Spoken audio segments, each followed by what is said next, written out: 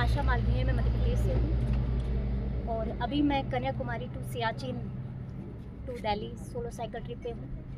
मेरी यात्रा का उद्देश्य है सशक्त सेना समृद्ध भारत, जो मैसेज मैं कन्याकुमारी से चल के सियाचिन से दिल्ली तक कन्वे कर रही हूँ। और इस मैसेज के माध्यम से मैं सभी देशवासियों को ये कहना चाहती हूँ कि आज का जो भारत है वो इतना सशक्त हो गया है कि एक लड़की कन्याकुमारी से सोलो ट्रिप शुरू करके सियाचिन तक पहुंच गई है। और भारतीय सेना के प्रति मैं पूरी भारतीय सेना का भी बहुत बहुत आभार प्रकट करती हूँ कि मेरी इस यात्रा में काफ़ी मदद की है।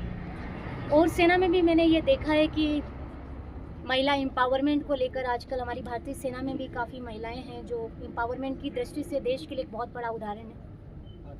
और तो मैम, आपको इस सफ़र के लिए कहाँ से और कैसे आपको किससे प्रेरणा मिली? मैं हमेशा मेरी माँ से काफ़ी प्रेरित हूँ। मेरी सिंगल मदर है। मैं जब 2 साल की थी तो मेरे फादर की डेथ हो गई थी और इससे पहले भी मैं संपूर्ण भारत की एकल महिला साइकिल यात्रा पूर्ण कर चुकी हूँ, 26,000 किलोमीटर की।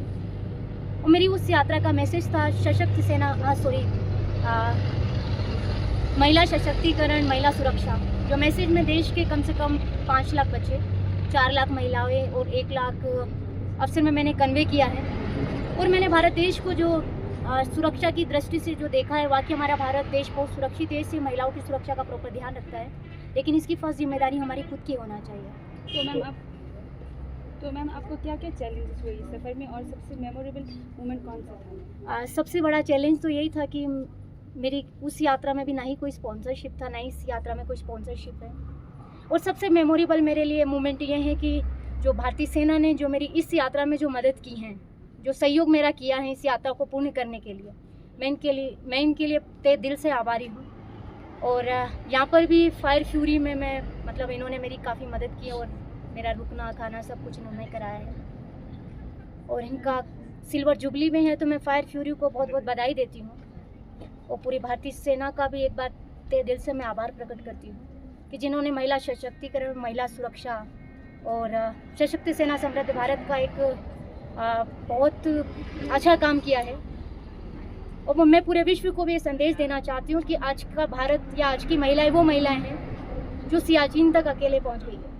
तो मैम, एक्सपीडिशन के बारे में बताएं तो डेट कब और कहाँ या कब पहुँचे हम? इस यात्रा की शुरुआत में 24 जून को कन्याकुमारी से शुरू की और 26 जुलाई को मैं कारगिल विजय दिवस के उपलक्ष्य में कारगिल में थी। और 15 अगस्त को सियाचिन, जो हमारे देश के लिए बहुत बड़ा दिन होता है, तो 15 अगस्त को मैं सियाचिन में इसको सेलिब्रेट करते हुए मैं सियाचिन से ही ले पहुँची। मैम, आपका थीम है fit India women empowerment. Yes, क्यों चूज़ किया? और मैम, आप वुमेन, यंग लेडीज़ और सब यूथ को क्या मैसेज देना चाहोगे? मैं सभी यूथ को ये मैसेज देना चाहती हूँ कि आज के यूथ में छोटी छोटी समस्याओं को हारने वाला जो कॉन्सेप्ट है, मैं सभी से ये कहना चाहती हूँ कि हमारी ज़िंदगी की कोई भी समस्या हमारे हौसले से बड़ी नहीं होती है। हमें हर समस्या का सामना हिम्मत के साथ करना है और लाइफ का एक गोल बनाना है, गोल पे फोकस करना है। मैडम, रिसेंटली वेस्ट बंगाल में आपको पता है जो घटना घटा, उसके बारे में क्या कहेंगे? बंगाल के बारे में जब मैं ऑलरेडी बंगाल गई थी, मैं इंडिया ट्रिप में, तो अगर आप चाहें तो मेरा वहाँ का मैसेज या मेरा कोई इंटरव्यू आप सुन सकते हैं। मैं बंगाल के बारे में ऑलरेडी बोल चुकी थी, क्योंकि वहाँ पर सशक्तिकरण को देखा जाए तो एक बहुत बड़ी पुलिस की भी कहीं ना कहीं चूक मैंने देखा था, तो ऑलरेडी मैं उस बारे में बताई थी। तो बंगाल में भी महिलाओं को मैं ये कहना चाहती हूँ